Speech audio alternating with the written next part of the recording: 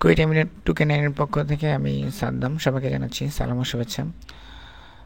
আমি এখন আপনাদের সবাইকে কম্পিউটার ল্যাঙ্গুয়েজ সি সম্পর্কে ধারণা দিব। তো কম্পিউটার ল্যাঙ্গুয়েজ সি এটা হচ্ছে একটা মিডিল লেভেল ল্যাঙ্গুয়েজ।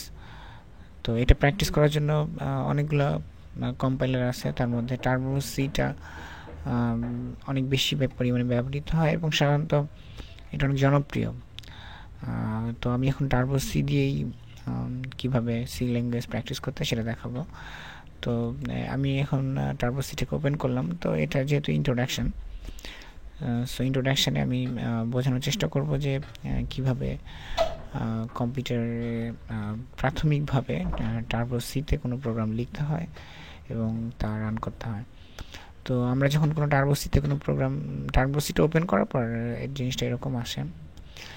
আমি আগে থেকে ওপেন করে রেখেছিলাম, অথবা এটা যেখানে ইনস্টল দেওয়া থাকে সেখানেও পাওয়া যেতে পারে। সেটা হচ্ছিল কম্পিউটারে ঢুকে যে ড্রাইভে দেওয়া থাকবে সেখানে টার্বো সি, দেন হচ্ছে বিনে গেলে যে টিসি লেখা যে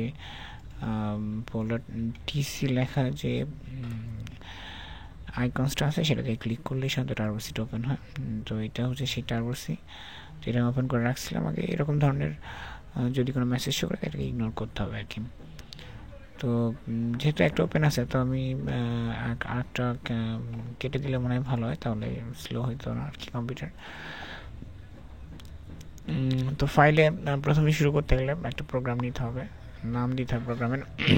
ফাইলে গেলাম, যে নিউ নিলাম, এখানে নো নেম হিসেবে বাই ডিফল্ট চলে আসছে একটা ব্ল্যাঙ্ক স্পেস।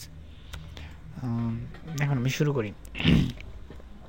আমি আগে বলেছি যে আমি এই লিসনে শুধুমাত্র টার্বো সিতে কীভাবে একটা প্রোগ্রাম মানে প্রাথমিকভাবে লিখতে হয় সেটাই বলবো। তো পরবর্তী ধাপে আমি আরও অনেকগুলো স্টেপ দেখিয়েছি, যেগুলো অনুসরণ করলে আশা করি আপনারা বুঝতে পারবেন কীভাবে সির মাধ্যমে আপনি অনেকগুলো প্রোগ্রামিং করতে পারেন। আমি ধারাবাহিকভাবে সেটা আলোচনা করেছি, আপনারা আশা করি সেগুলো কালেক্ট করলে পারবেন। তো এখন যেটা করবো সেটা হচ্ছে আমি একটা প্রোগ্রাম লিখবো আর কি।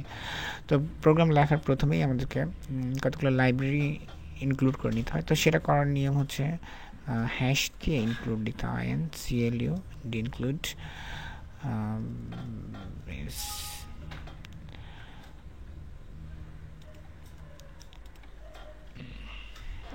STDI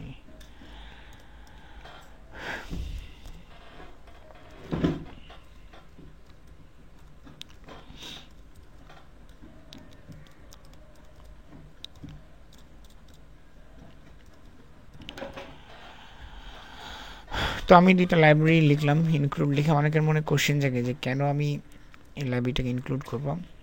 তো সি মূলত এই দুটো লাইব্রেরির মাধ্যমে চলে ইনিশিয়ালভাবে, এই জন্য আমাদের এই দুটো লাইব্রেরিতে ইনক্লুড করে নিতে হয়। তো এটা হচ্ছে সেই কোশ্চেনের মোটামুটি আনসার। তারপরে কোনো প্রোগ্রাম যেটা মানে ইনিশিয়ালভাবে যেটা করতে হয় সেটা হচ্ছে প্রোগ্রামে একটা ফাংশন ডিফাইন করতে হয়। তো এটা মূলত জিনিসগুলো আস্তে আস্তে আরও অনেক ক্লিয়ার হবে। আপাতত আমি যেটা করতে সেটা হচ্ছে কীভাবে একদম মানে বেসিক প্রোগ্রাম লিখতে হয় সেটা সম্পর্কে। তো লিখতে হচ্ছে ভয়েড মেন, ভয়েড মেন। আমাদেরকে মনে রাখতে হবে যে সি কিন্তু কেস সেন্সিটিভ একটা ল্যাঙ্গুয়েজ। তার মানে এখানে ছোট হাতের এবং বড় হাতের অক্ষরগুলো কিন্তু ভিন্ন অর্থ বহন করে। সেক্ষেত্রে আমাদেরকে ছোটো হাতে লিখলে সবই ছোটো হাতে লিখতে হবে, বা বড় হাতে যদি কোনো ভেরিয়েবল ডিক্লেয়ার করি সেটা বড় হাতে রাখতে হবে আর কি। তো প্রথমে প্রোগ্রাম শুরু করার জন্য ভয়েড মেন লিখতে হয়, দেন দুটো ব্র্যাকেট দিয়ে ক্লোজ করতে হয়, দেন তারপরে সেকেন্ড ব্র্যাকেট শুরু করতে হয়। এবং প্রোগ্রামে যদি কোনো কিছু লেখা হয়, সাপোজ এটার মধ্যে আমি প্রোগ্রামটা লিখবো, তো তার শেষে একটা সেকেন্ড ব্র্যাকেট দিয়ে প্রোগ্রামটাকে ক্লোজ করতে হয়। এটা হচ্ছে মোটামুটি নিয়ম। তো এখন আমি একটা খুব সিম্পল একটা প্রোগ্রাম দেখাচ্ছি কীভাবে লিখতে হয়। তো দেন ভয়েড মেন লিখলাম। ভয়েড মেন লেখার পরে আমি একটা প্রোগ্রাম লিখতেছি। সাপোজ আমি এটা যোগ করব। যদি আমি যোগ করতে চাই তাহলে আমি প্রথম ইন্টিজার টাইপের ভেরিয়েবল ডিক্লেয়ার করতেছি। তো ইন্টিজার ফ্লোট এগুলো নিয়ে আমি আরও বিস্তারিত পরে আলোচনা করবো। আপাতত এটা দেখাচ্ছে integer, suppose A, B, C। একটা সেমিকোলন চিহ্ন দিলাম। সেমিকোলন চিহ্ন এই জন্য দিতে হয় যে এটা নির্দেশ করে লাইনটা এখানে শেষ হয়েছে। এটা খুব ইম্পর্টেন্ট একটা জিনিস সি প্রোগ্রামিংয়ের ক্ষেত্রে। আমাদেরকে অবশ্যই সেমিকোলনগুলো ঠিক মতো দিতে হবে। আমরা যেমন নর্মালি লেখার সময় কোনো একটা লাইনের শেষে দাড়ি চিহ্ন দিই, তো সি প্রোগ্রামে এটা মূলত সেমিকোলনের মতো ইউজ করা হয়। এটা মনে রাখলে হবে আর কি, তাহলে মনে হয় না প্রোগ্রামিং ভুল হবে। তো ইন্টিজার দিলাম, তারপর আমি করতে আছি রিড করতে আছি প্রোগ্রামটা নিতে। তাহলে স্ক্যান এফ দিয়ে সাধারণত কোনো প্রোগ্রাম নিতে হয়, তো আমি স্ক্যান এফ প্রিন্ট এফ নিয়ে আরও পরবর্তী আলোচনা করবো।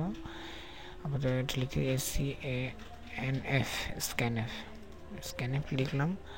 স্ক্যান এফ লেখার সিস্টেম মোটামুটি এরকম যে সরি বানান ভুল হয়েছে। স্ক্যান এফ ইনভার্টেড কমা দিতে হয়, সরি প্রথমে ব্র্যাকেট দিতে হবে, ব্র্যাকেট কমার মধ্যে ইনভার্টেড কমা দিতে, এবং কোন টাইপের ডাটা আমি এন্ট্রি করতে চাই সেটার জন্য আমাকে সেই টাইপের মানে কিওয়ার্ডস ইউজ করতে হবে। আমি যদি ডেসিমাল নাম্বার এন্ট্রি করতে চাই আমাকে পার্সেন্টেজ দিতে হবে। যদি ফ্লোট নাম্বার ইনপুট করতে চাই তাহলে পার্সেন্টেজ এফ দিতে হতো। তো এই সম্পর্কে আমি আরও পরবর্তীতে বলবো। এবং স্ক্যানে সবসময় একটা জিনিস মনে রাখতে হবে, এম্পারসন সাইনটা দিতে হয়। এম্পারসন সাইনটা আমি যেটা মান রিড করতে আছি এর মান রিড করতে আছি। তো যদি দুইটা জিনিস একসাথে রিড করতে চাই এবং বি এর মান যদি রিড করে আমি সি কাস্ট এ প্লাস বি লিখতে চাই, তাহলে আমাকে যেটা করতে হবে দুইটা রিড করতে হবে। তাহলে আমি আরও একটা পার্সেন্টেজ ডি দিয়ে দিলাম এবং এই সাথে পার্সেন্টেজ ডি দিলাম এবং সাথে হচ্ছে আরও একটা এম্পারসন বি দিলাম। এবং এটার পরে যেটা করতে চাই সেটা হচ্ছিল সি কাস্ট এ